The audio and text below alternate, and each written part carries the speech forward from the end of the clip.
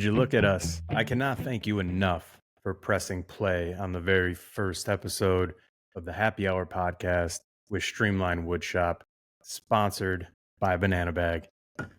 The fact that I can speak inside of your car, through your earbuds, maybe if you're fancy, you got a nice little speaker system that you're hearing my voice in right now. It is amazing to me. Never in my wildest imagination would I have thought that some point in my 40s, I would be staring at a little black circle, talking into one of these things. This is a microphone, they say, sitting at my home bar and doing the thing that I love to do the most. Well, I guess it's kind of weird to say I love to do it the most. One of my favorite things to do is to belly up to a bar, meet a friend, and just shoot the shit. Sometimes it's even better just to meet a stranger and shoot the shit. We're all on the same planet. We're all revolving around the sun at the same speed. But yet we all see the world differently. We all have different world experiences. The beauty and the beast of this technology that I'm speaking to you with, it also isolates us. It puts us in this world, or we can put ourselves in a world that we only hear and see what we want to hear and see. And for the life of me, I cannot see how that's beneficial. Not knowing how other people live or how other people perceive the world, how other people treat their family, how other people treat their friends, how people treat their cars. Not knowing another perspective of life is not beneficial to the growth of yourself. So when you get a chance to sit down with a stranger or sit down with a friend and actually just dive right into medium talk, that is your opportunity to learn a different way of life, to learn a different way to be. That is why I'm so excited for this project. And I hope, because you already pressed play, I hope you continue to listen. And as many episodes as I can make, I will make them. But I hope more than anything that with each episode, you learn something. I might be talking to somebody that you just don't agree with, but I urge you to listen. Because why not? Maybe they say that one thing that changes the way you think and makes you a better person. Boring rant over. Let's dive into the first episode. My first guest is named James Hawk. He owns a company called Grand Central, which is a multifaceted wood shop in Panama, of all places. James Hawk is more than just a cool name, and he's more than just a wood shop. He has lived a life of many experiences and more recently has lost his father. And whether he's aware of it or not, this podcast episode is an ode to that man. Have a listen.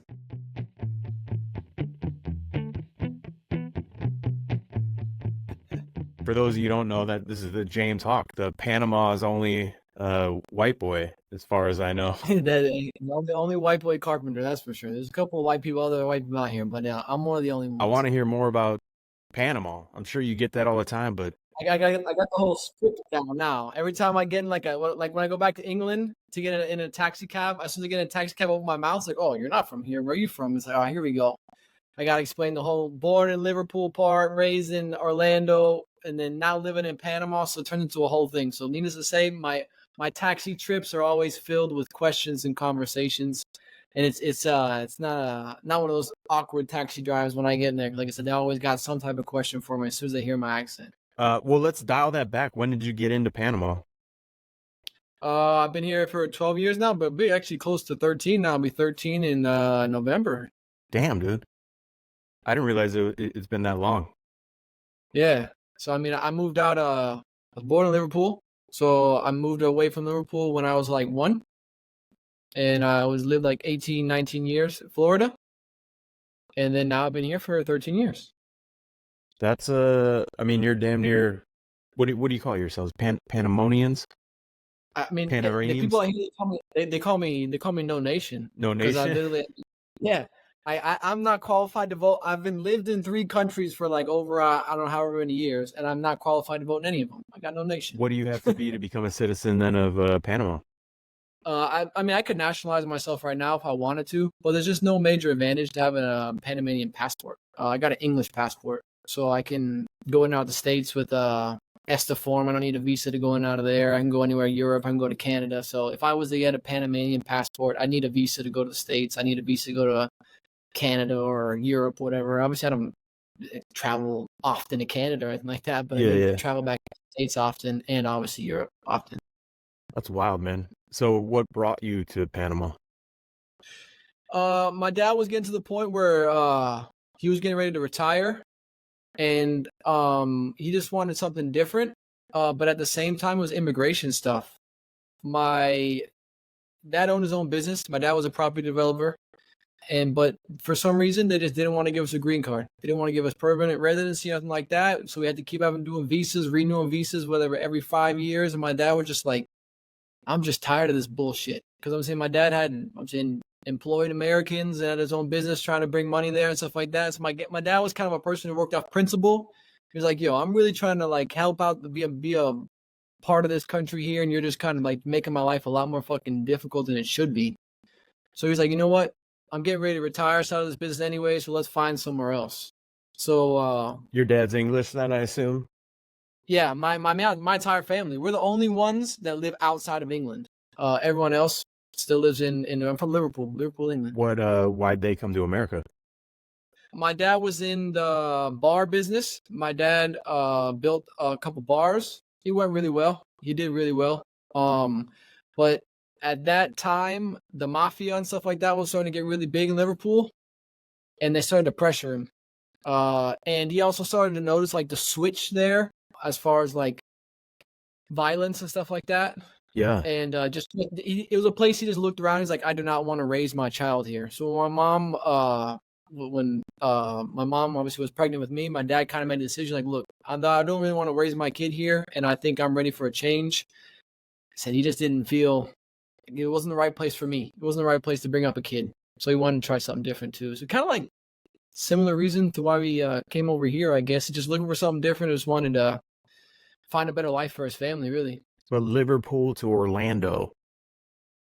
That was the jump? Yeah, I don't really know how my dad ended up on Orlando. I mean, I guess maybe Florida. I mean, Florida's big for in the English community for Disney World and all that type of stuff, and maybe that. I never really asked him. I'll ask my mom. But yeah, they kind of just ended up there. My dad just started like doing like landscaping business and bought a gas station and stuff like that. And then one thing led to another, and that's when he ended up getting with one of his business partners, who eventually they started doing like the property development and stuff like that. I mean, he sounds like he was a hustler for sure. My dad, hands down, the hardest working motherfucker I've ever met in my life. Up until the day he died, bro. Like honestly, I admired him for so long for how hard he worked. Like he had no hobbies. His hobby was work. Like I'm gonna work, and then when I get off work, I'm gonna go home and I'm gonna work on something else. And obviously, it never was like the same thing. You like to tinker on cars and stuff like that, like build motorcycles, fix up. Always had a project car. Always had some type of project in the garage. Always. And when he would get off work, you go find my dad. He's in the garage. How'd that make him for, quote unquote father? Obviously, like a good role model for work ethic and stuff. But was he, was he a good dad? I mean, unfortunately, my dad did pass away like a couple months ago. So that's one thing, like leading up when he was sick and stuff like that. I had a lot of like really in-depth conversations with him. And one of the times that in one of those conversations, I kind of sat down, I was like, Dad, what's your biggest regret in life? Like now that you've been faced with all this type of stuff, like what's your biggest regret in life? He's like, working too much. Yeah. And I was like, and he always instilled in me like bust your ass. I mean, if you work hard, you're gonna get what you want type thing. But he told me, he was like, honestly, if I could go back, I probably would work a little bit less so I can get that little bit more time with you. Cause my dad was always a great father. I wouldn't sit here and say he wasn't a good father, but he wasn't 100% present because he was always just busting his ass for the family. Like that's all he ever wanted to do. He wanted to go out and work to provide for his family. So that's kind of something I kind of like learned from him in those final stages, and that's like why I kind of don't want to work. I don't work on weekends anymore because of that kind of reason. I'm kind of trying to instill that like routine into me now, rather than I mean, you see everything on the internet now. So like all grind. You got to grind. You got to work 12, 13 hours a day and stuff like that, 7 days a week, which that's for some people, but I guess because I also lost my brother too when I was younger. So with the loss of my brother and then with the loss of my dad, it kind of opened my eyes to like a different side of life, whereas not everything's just work and money type Mm-hmm. thing. I mean, time is the only thing you can't make back. You can make money back. You can always find a way to make money, but you cannot make time. Time is not made. Once it's gone, it's gone.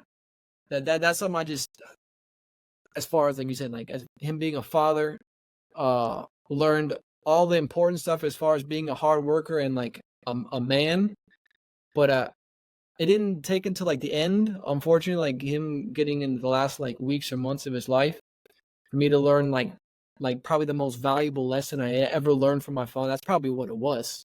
Yeah. I mean, that's tough to think about going through your life like that, but how awesome is it that even though it was on, death's bed, but he was able to be present in that moment at the very least to Yeah, give you something that you're going to take with you, for the rest of your life. for sure. Does that make you want to have kids then? For sure. That's one thing that I regret not like giving my dad a grandchild before he did pass away. But now my mom is taking full advantage of that. She's putting the pressure on me now, boy. Yeah. And you have a girl, I assume. Yeah, I do. I got a girlfriend. I love her to death, and she's the best. She's the best thing that's ever happened to me. We've been together. I mean, 2 years. Been quite a while now. So that's definitely one thing I always do think about. Like, damn, I really wish I would have at least gave my dad that opportunity to see a grandchild. But I know whenever he comes out, he'll still be looking down and smiling, and my mom will definitely enjoy it for him for sure. Yeah, man. So you said you lost your brother as well. Are you then the only remaining sibling? Yeah. So yeah, my brother had a different dad than me. My brother was actually 12 years older than me, so there's a big age difference there. So obviously that brother relationship was obviously different because I mean he died when I was 16. So I was just getting to that stage of life where me and him were gonna like actually like be I don't know friends. They're gonna like Yeah, you could kick it on a some sort of adult level. yeah, exactly. I mean, for so long, I mean, he was 18 years old and I was 6. I mean, not very many 18-year-old boys want to hang out with their 6-year-old brother type thing. They got other things going on in their life. Yeah, I lost him when I was like 6 out there back in 2007, 2008. And that's kind of like, I mean, I feel like I grew up really fast. Yeah. So was he in Florida then too? Yeah, he was in Florida too. He lived with us. So he came with you guys. Yeah, so my dad basically turned into his dad. His dad really wasn't too present. So my dad basically raised him from he was 14 years old. He worked for my dad, with my dad, called my dad dad Yeah. type thing. So I mean essentially my dad, like I said, turned in to his father figure because they were together for so long. And like I said, he moved over there with us to Florida. And you're at what age again? You're in Panama now for 13 years, you said? Yep. And Yep. so what age was that? I left Florida when I was 19. Okay. So that was shortly after going through a hard death. Yeah, I mean, I think my brother passed away when I was going into my junior year, and I moved out of Florida like the first semester of college. Gotcha. Did you do college then in Panama, or you were just done? Then school's done. I did like a dual enrollment thing in high school because I wanted to go to high school out of zone to play football. So I had like college credits, and I did like a semester community college before moving over here because the decision was made like during my senior year that we were moving.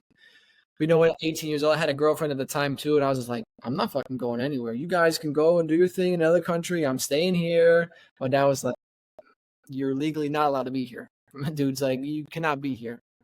So obviously they took me away kicking and screaming. So I did like a semester in community college over there. And when I got over here, they got a Florida State campus out here. And I'm Oh, actually a crazy. Florida State fan. So I was kind of like, oh wow, this is so cool. I'm gonna go to Florida State and I'm gonna go get a college degree, and that's gonna be what I'm gonna do in my life. And then I quickly learned, like in college, I was like, this shit is just not for me. Like, I just not a. I was going to do like want to do like finances at first was what I was thinking about doing, go like banking or something like that.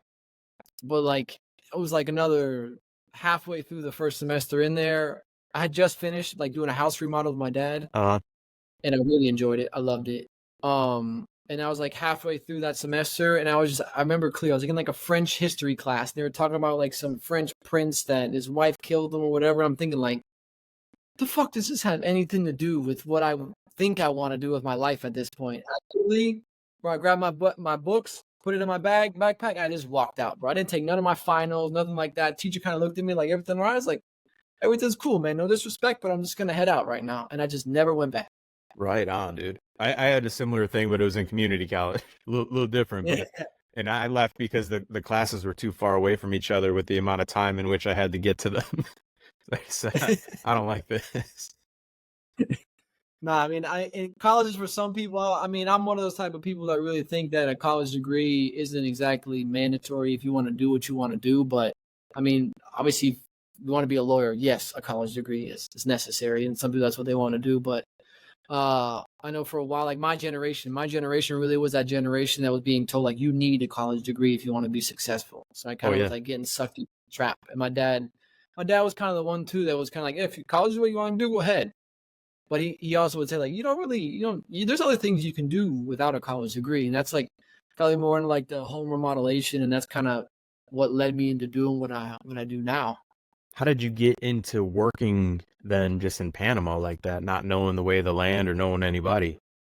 The transition out here was extremely hard, and it took a lot of patience. And even the first couple of years that I was here, I kind of like was trying to plot my way back to Florida.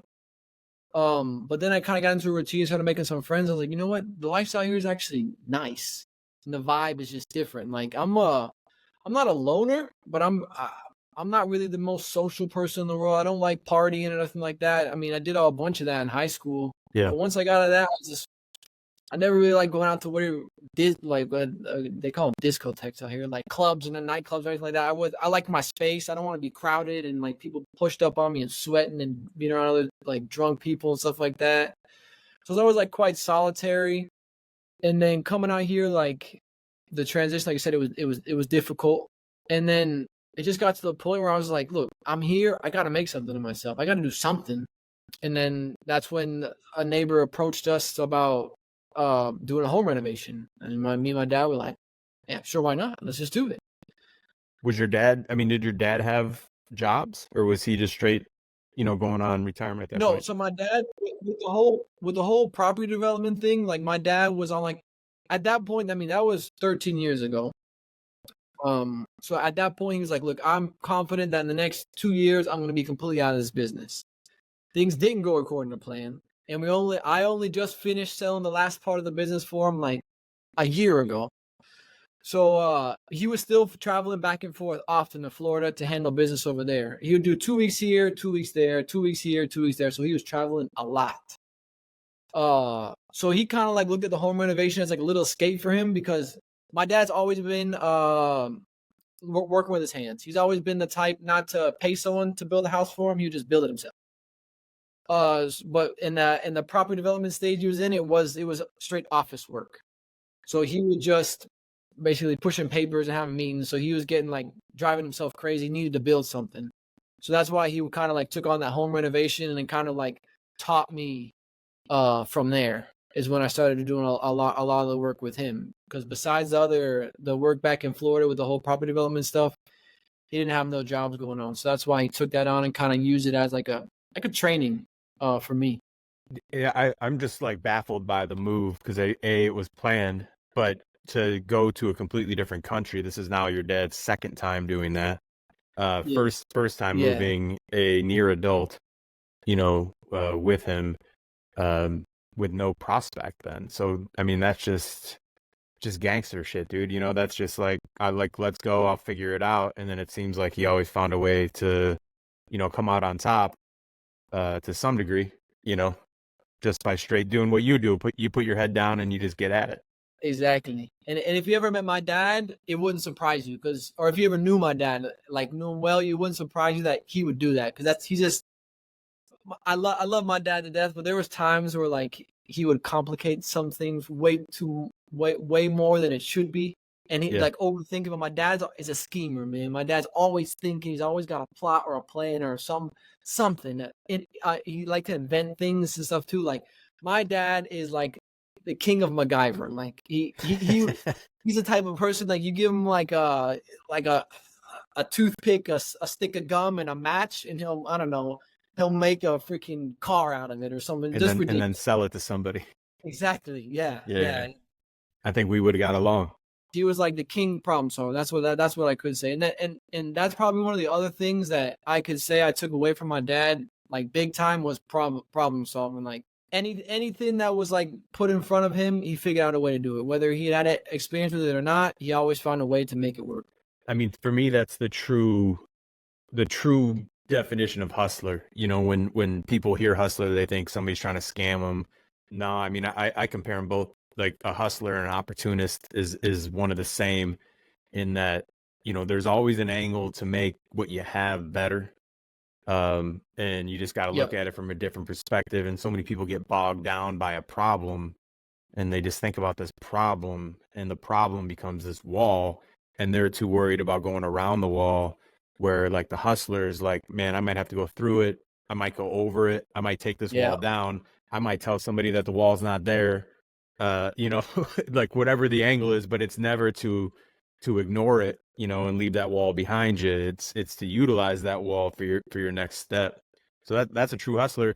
I can relate to that, but that does mean a restless mind, you know. And that's the thing that I always, towards like the end of his time or whatever, when I noticed he was sick, I kind of try to like open his eyes to that and be like, hey, look, Dad, like you need to figure out a way like to kind of rest your mind here because you're driving yourself crazy. There's certain things that you can't do now. So let's try and figure out like a way that you can enjoy your life, but maybe it's not doing exactly what you had in mind because now you're physically incapable of it. But let's kind of find a way to work around this. He couldn't, man.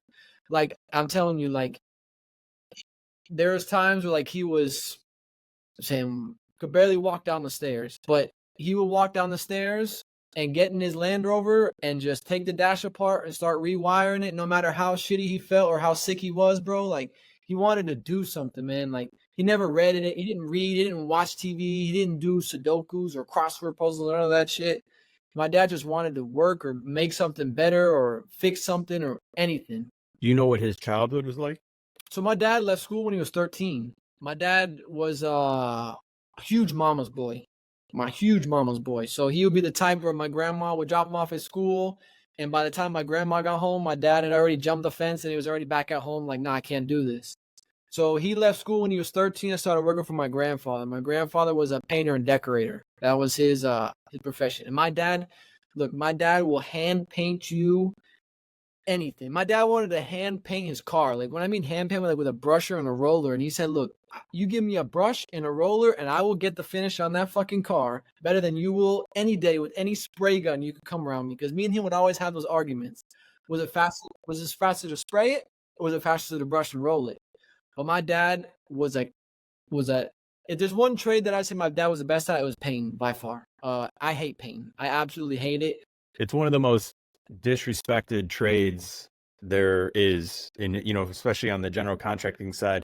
There is not a bid that we put out where the painting number isn't called out by the client. Like, why is this so much money? Because who can't put paint on a wall? Yeah, no. And I'm just like, you wonder why every painter, you know, only has half their teeth, you know, and and all that, because nobody respects them. Dude, you know, paint. It's like the worst profession, and it takes the right person to respect what they do. Yep. Well, so how do you transition then from being an English speaker, you know, moving to Panama, starting to do some remodels with your dad, into now where you have a shop with 2 employees operating CNC machines? So it's been a long transition, man, because it took so long for me to figure out like what works for me and what I can do, what I should do, because the construction out here is also way different. It's not wooden frames, wooden studs and stuff like that, like stick buildings. It's concrete and steel. And I don't think it's for the heat. I think it's for the termites. Dude, termites out here, bro, are on fucking steroids, man. Like I've never seen termites eat so much stuff. All right, for example, on this renovation job I'm doing right now, we just started a demo. I found a Bible in an old piece of furniture. The termites had eaten through the Bible. They ate the pages in the Bible. But that's the Lord's word. They don't understand that? I don't know if they're satanic, if they're religious. But does that make them more religious or less religious? They're satanic for sure. I don't know. I think a lot of it is to do with the climate. I mean, it's humid out here. It rains a lot. There's a lot of bugs and stuff like that. So I do think it's climate, and I think it's just what they're used to. So okay, so you're going back to where you started. Besides that being there was an opportunity there. There has to be some sort of connection with your dad passing and you wanting to take that route, considering you have to essentially close your shop to make that happen. Yeah, and that's kind of like where I'm at right now. I never had a shop here up until end of 2022. I did a lot of it because that's the thing. Like with my dad's sickness and my situation, I guess my mindset at the time, I was still going back a lot to Florida to do contracting jobs over there. Like my dad, the property development he was doing was like they basically developed, it was like 200 acres and they did single family homes, apartments, clubhouse, gated community and stuff like that. So a lot of time my dad would quote something like pergolas. He'd quote pergolas and they'd quote him something ridiculous. I don't know, 60 grand. He'd look at you like, I'll give you 10 grand to go over here and do it for me. Like, all right, cool. So I would go and do things like that. They might want to mention this to the U.S. government. They might not appreciate that. All right. I don't think anybody's going to listen to this anyways. No, so I was doing a lot of stuff like that. Home rentals too. I would go over there for 3-4 months at a time because a carpenter here. That's the thing that the hard part about the transition here too is like the trades. The trades kind of get looked down upon here. Like Panama is considered a developing country, a borderline third world country, because there's a lot of poverty out here. Like that's another thing we could talk about in a little while. Is like my eyes were open to a whole new world coming out of America. I mean, before I moved out of America, I had traveled around a little bit, like to England and stuff like that. But I have never seen what I've seen here over like the past 12 years. And you're saying with that kind of poverty, blue collars looked down upon? Yeah. So they'll look at, oh, you're not educated. You're not educated, so you deserve this much. You're only a plumber. You're only an electrician. You're only a carpenter. Like it is in some ways frowned upon. I mean, it's slowly starting to like get better, but it's like, I mean, even in the States, there's certain situations like that where people kind of look at the blue collar community for a while was looked at as like the uneducated ones or the high school dropouts or the stuff like that. But that's far from true. For one, far from true. Well, I was to say, then Panama's running a little bit behind the States then in that sense. Because, I mean, that's what I experienced out of high school. Like, all my friends and everybody who went to college, they've come back or whatever. Not my friends in this case, but other people would be coming back. We'd be at a bar and it's, hey, what are you up to? And like, it was like a thing of embarrassment for me to say, oh, I'm an electrician, like I didn't go to college. Meanwhile, I'm making 50 grand a year and this is 20 years ago and you're looking to get a job making 30 when you get out. That doesn't matter, but I'm a loser because I didn't do it. But now it's different. Now it's, I mean, look at the maker community in and of itself, now it's cool to build stuff, exactly. where I did it to survive, man. So like over here, like I see it like as like Panama's kind of like 10 years behind America. Like it was like the same with like online shopping and stuff like that. Like you really couldn't buy anything online from a store here up until COVID time when they were forced to like adopt to it type thing. Like they didn't have no like contactless payment systems and stuff like that, or like online payment systems. So that's how I kind of like see it. I kind of see like 8 years, but I mean, now I feel like the past 3 years, probably ever since COVID, really, I've seen like a big boom as far as like Panama actually catching up. And I think it's like a little bit of the new generation, like slowly creeping into like power in certain parts and like bringing more tech stuff into it and more modern ways of doing things.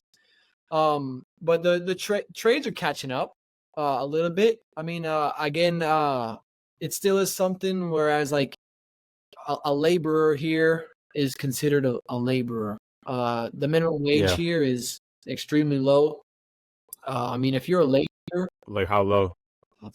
I mean, if you go on an hourly rate, I mean, you're lucky to get $2.50 an hour, $3 an hour. $2.50. I mean, if you're a helper, dude, if you're just like a job site, you just walk around brushing stuff up, dude, you're probably making $30 a day. Damn. And that's no benefits. That's just cash in hand. So, I mean, labor is anywhere from like $30 a day. Like if you're just a helper, 30 to 40, $45 if you want to spoil them. That's wild. Yeah. So I'm the type of person too, like I have like one that's always full time. Another one, the second one is damn near full time, almost full time. And I'm the type where I pay them what they're worth, dude. I don't really abuse that. I don't look at it as, I know how hard they work, and I know if I pay them well, better than anywhere else, they're gonna work hard for me. They're gonna be dedicated to me, and they're gonna be willing to go that little bit of an extra mile. Because that's the other thing. They get paid so little. So if I'm an electrician or a plumber, why should I go the extra mile to make my plumbing functional or nice or pretty or proper when you're only going to want to pay me, I don't know, some dirt cheap. Right. Well, and then at that pay, what's the reward other than just getting the dollars to go home? Exactly. You know, is there opportunity to make more money at some point, or your labor, you are labor, you stay labor? Yep. End of story, you know, and so you're going to work there until you don't, and that's how you're treated, because they, you know, it's a revolving door, I assume, Exactly. for that position anyways. That's wild to hear. So how do you take it then when you come back to the States, having experienced what what you see, how you live, and then you come to America and you deal with all of us entitled assholes, you know? To be honest with you, I'm not a huge fan of like stateside lifestyle or like stateside, to be honest with you. I mean, obviously I have nothing against it, nothing like that, but after like experiencing like the lifestyle here, it's my type of lifestyle. It's just much more laid back. Like again, those people that make $30 a day, you give them that $30 and some of them walk away with this huge smile on their face. They don't care. They're happy. As long as they got money in their pocket, roof over their head, and food in their stomach, they're happy. To get any sort of money. Because like I said, it's a third world country. I mean, like I look at things so much differently now after seeing the stuff that I've seen here. So like when I go back to the States, like you say, there's sometimes you do like the sense of entitlement can run around out there, and you kind of look around like you guys got no idea like how good and you have it in certain situations, or how much of what you're freaking out about like doesn't really matter. You know what I mean? Yeah. Most of the things we worry about don't matter. You know, it's like we're filling our brains up with shit to worry about. Yep. Especially in this country. I haven't had the opportunity to live abroad or anything, but I mean, everybody's worried about things that are completely out of their control, that don't matter, that just create division with your friends and family, even. All for what, you know? No, so when I go back, I mean, I was there not that long ago, a couple months ago. I like it over there. Obviously, all my friends and stuff like that over there. I mean, I think it's awesome that I can order something off Amazon at 8:00 in the morning before lunchtime. It's at my door. Like that's cool. I wish I had that. I wish I had that here. But like I said, I mean, it's just not my lifestyle. I mean, I know I can make more money going over there, but then maybe or whatever. I make 5 times more over there than I do here, but expenses at the same time would be 5, maybe even more than 5 times more. With that over there. So it kind of like checks and balances really, like the pros and cons. I would as far as like to being here, I would say like the pros out here highly outweigh the cons. Like I can't get an Amazon package in 4 hours, but I pay $90 a month for health insurance and I'm completely covered if I cut a finger off, if I need hip surgery, if I need back surgery, knee surgery, ankle surgery, whatever, completely covered.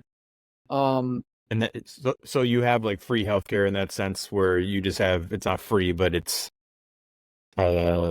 Like not through an insurance company. You know, I got Blue Cross Blue Shield as far as like Oh, so through insurance. yeah through insurance. I pay like $90 a month, and like I said, I'm completely covered. I can do surgeries, whatever, anything that happens to me, I'm completely covered. So They let you do surgeries? yeah, I did. Now this is a place I got to move. So I mean, If I can do some surgeries. I got this insurance, and within like 8 months, I found out I needed hip surgery, and I was like, "Oh, there's no way they're gonna pay for this hip surgery." And I put the Yeah. request in. I was like, "Yeah, no problem. I just got a $300 what do we call it? Copay." It's like, "Here's my $300. Let's get the surgery done," type thing. Dude, that's awesome. Well, so then you're not leaving Panama. It seems like a perfect fit for you. You have a new look at your life, which I can tell because I hope you do because I watch it through your Instagrams and stuff. I see it waning. Obviously, you've been through a lot in these past couple months, but you see it in your eyes that you're tired. You're restless. And so it seems like you have a different perspective anyway. So you're coming through a new place. So what's the future hold? I don't know. And I think that's one of the things that pisses me off because I get that from my dad. Like my restless mind, I get from my dad, which I wish I could get rid of it, but I can't. I go to therapy and stuff like that because I know I need it. That's one thing. Same with my dad, dude. I try to get my dad to go see a psychologist. He was one of those things. I don't need no damn psychologist. I'm fine. Like, Dad, you're really not, but go ahead and do your thing, man. I used to kind of have that same perspective as my dad. And then like once I started going through like the stuff with my dad started picking up like during COVID time, like the end of 2020, I started noticing like I was changing as a person as far in the bad way. I was super short tempered, always tired, didn't want to be around anybody, didn't want to talk to anybody. Was always depressed. I didn't want to eat. I wasn't eating right, and I was like, you know what? I think maybe I should go try this and see if it works. And I did, and I was like, you know what? This actually is helping me. So that's something I definitely try and stay on top of because it's something that I do need. That I feel like so many people like just neglect. Again, whether it's because they feel like they don't need it, or if it's like, oh, if you go to a psychologist, you're a crazy person. Yeah. Well, I mean, speaking as a man, we aren't groomed to speak about our feelings. We're not even groomed for the most part. I mean, kids these days are different, but we're not even groomed to where we're allowed to have feelings. We're just supposed to ignore things that make us feel anything that would stop us from moving forward. Huge supporter of therapy. I've done it a couple times. Nothing consistent, nothing longer than a year. I usually get my fill at some point, and then I just kind of go out there and apply it. Get bad again, and then I'll come back when I need another fix. Yeah, I'm kind of the same way, but I mean, I go through like those phases. I go whatever it's a couple months. I go a couple months of it's every week, and then I'll like trim it down. And I'll go like once a month, and it's like you said, I get my fix, and then I learn kind of what's going on with me. Then I kind of like go away from the therapy and apply it, and then once I notice I'm starting to like lose like that direction again, like I think I need to go back and get this out of my brain and see if someone can help me organize this and figure out why I'm feeling the way I'm feeling and how I can avoid feeling that way. Yeah. I mean, it's you could relate to this. Everything is I always compare everything in life to drywall, in that you can't, like, if there's a damage in drywall, you got to make it look worse before you can make it look better. You know what I mean? And that's what people are afraid of. So they're the ones, most of these people walk around this planet just throwing some tape over the hole that's in the wall and then painting over it, and it looks fine, but you didn't fix it. You know what I mean? So to really fix it, I got to make that hole bigger. Yeah, that's a good analogy. I got to put some screws. Yeah, so you can take that. That's yours, man. That's a good analogy. I never heard that one, but I'm gonna take that one for sure. I'm sure I didn't create it, but I'll definitely take credit for it. But so no plans then, man. You're rocking that chill Jimmy Buffett life now. No, I wouldn't say that. I wouldn't say that. I mean, do I have a plan? Yeah, but I've kind of learned it doesn't matter what your plan is, because life's just gonna mess it up anyways, and it's gonna do whatever life's gonna do whatever life wants to do. Do I got goals and stuff that I really am working towards and stuff like that for sure. I do want to try and maintain the shop and try and get that stuff. Like I might like a little bit of like a weird, I wouldn't say a weird point, like a little bit of a difficult like inflection point here as far as like having the shop and stuff like that and what I want to do. And just because I also like, certain things like I rent a house, but I would really like to own somewhere. I really want to own, but more than anything, like probably land and build myself and include my shop on my land type thing. Again, I'm a huge nature person. My family's always been involved with animals ever since I was young. I live in a rainforest, literally like in the jungle. I love having my own space as far as like I said, a nice garage or a shop or someplace to work and potter about, have a little farm and stuff like that. I'm not talking about like going off grid like homestead style, but my vision for myself and my family is to have there's this place, a mountain town, we're gonna call it community called Buquete, which is about 6 hours from here, which is like my dream spot to live. Ever since I moved out here, I fell in love with the place. I try and go there as often as possible. It's like a little piece of Switzerland kind of in Latin America. Like it's really like nice tall mountains, volcanoes, rivers. It's a lot cooler out there, which is a huge a huge plus because it's hot and humid out here. I would like to buy nothing major, a couple acres, and then just build my shop on there, and then just whether I'm doing home rentals or home building or making cabinets or furniture or whatever, do that. I mean, like I said, I want to keep the shop going, but if you were to ask me now, I don't think like having a shop inside the city is my 10-year plan. Yeah. I think it's dope because you just answered a business question by only talking about the things that you want personally. Yeah. And I think that is more important because, you know, having these business goals and achieving them, but not achieving anything for yourself, other, you know, like living through your business. I mean, sure, if you have this goal of being a multi-million-dollar company and you get there, you can obviously afford to treat yourself to some things. But if your mind isn't looking at it for that, you know, when's the end? You know, when have you achieved any goals? So you have created a happy place essentially within your head, and then you'll work towards that in your business without even thinking about it. Exactly. And it's kind of like what I touched on earlier. Like I don't work on Saturdays. I'm not where I want to be in life. Should I be working on Saturdays? You can ask some people and they say, yeah, of course, you need to grind. You need to work 7 days a week, all that types of stuff. But it's kind of like me trying to implement that, like, again, like my dad said, like, it's just not being able to be around you. Like there's days where I come home from the shop during the week and I'm not getting home till 7:30, 8 o'clock at night. And I had a conversation with my mom not that long ago, and I said, when I got home late, and I was like, what if I had a kid? Like, what if I had a kid right now? And I get up at 5 in the morning and I'm leaving the house by 6:30 and I'm not getting back till 8 o'clock at night. My kid's probably still asleep when I leave and he's probably going to sleep when I get home. Like, I don't want to be that guy.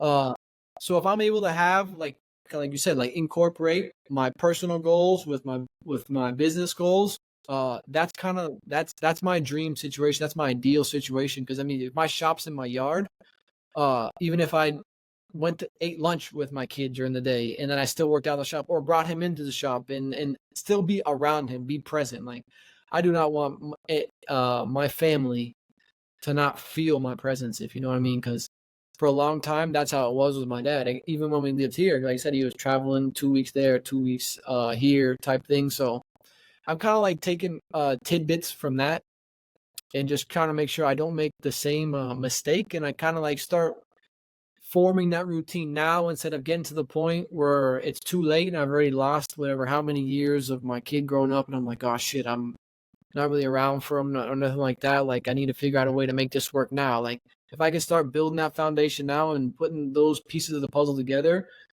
then by that time, when that time comes, I should be ready to rock. I should have the routine in place and I should be ready to go. I love it, man. I mean, those people that are 7 days a week, of course, this is just my opinion, but they either don't know how to do their job very well, they're not efficient, and they need 7 days a week to do it, or they don't do their life very well. So those people that are working 7 days a week are having just what you said, kids wives that don't know who they are anymore, feel neglected, and all that. So if you're really good at what you do, you can figure out how to manage your time better, to where you can still enjoy your life if you're in control of your own destiny, which is a path that you have chosen to take and a path that I have chosen to take. And at the end of the day, too, like I don't want to be a freaking multi-millionaire or anything like that. Because if I did, I'm in the totally wrong business, anyways. Yeah, I was gonna say good thing, bud. Yeah, exactly. Yeah, good. Being a carpenter, glad that's not Yeah. your goal because you've been in the wrong business. Yeah, at You're first fucked. when I was younger, that's kind of is what I wanted to be, and that's why I wanted I'm gonna get into finance. But I'm glad I figured that out real quick instead of getting through school, getting a shitty office job, and be like, what am I doing here? Like, and then having to figure out now what am I gonna do? If I want to leave here now, what am I gonna do? But by the time you get there, you're stuck in it. You probably got You're done. you got your school debt, and you got however old you are, 24, 25, 26, 30, whatever age it is, you've lost all those years of being able to learn, whether it's a skill or learn to do what you love to do. I mean, technically it's never too late to start anything you want to do, but ideally if you find what you love doing at an early age like I did and you just stick to it, I mean, you're going to figure it out. Well, I mean, congrats to you, especially for seeing at a young age what you like to do, but then also essentially starting that like a baby, in the sense that you follow that passion in a completely unknown world, from what you grew up with and all of that. So that's awesome, man. I'm stoked for you. I'm glad to see some change in perspective and all that. I think only good things will come from it. I don't want to cut this short, but I'm gonna cut it short. Time is up, my friend. But you got to come back on, dude. This was fun. I enjoyed learning about you. I think you have a lot of great stuff to say, and hopefully people listening, maybe we have 3 to 4 people that we can get that we have entertained. That's enough. Yeah. That's the peak. That's the that's the property with the shop on it in the rainforest or in the Netherlands of Panama. No doubt. Right on, dude. Thanks. We'll do this again. All right, dude. Have a good one, man. Now that was fun. It's always a pleasure to talk with a stranger, for that matter. And James and I communicate on social media here and there. We first met at Workbench Con, which is a woodworking content creator type of conference, if you're unfamiliar. Hung out a bit, but I mean, how much do you know about somebody from some casual conversation? The man's lived a great life so far, and it's only going to get better. And it's just really interesting to see the perspective changes of people as the life around them changes. You got to learn to adapt or you die. And James is clearly one of those dudes who's just going to keep on living. Thank you for listening. Order up some Banana Bag. I get you 10% off. I can get you a deal. Promo code Streamline, or hit the link. You won't regret it. Until next time.